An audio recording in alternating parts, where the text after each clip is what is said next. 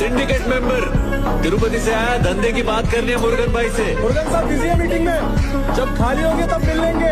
Murugan sir तुम्हें इस वक्त नहीं मिल सकते, चल फुटो यहाँ से। अच्छा ऐसा क्या? पहले ऊपर जाके सैंपल दिखा।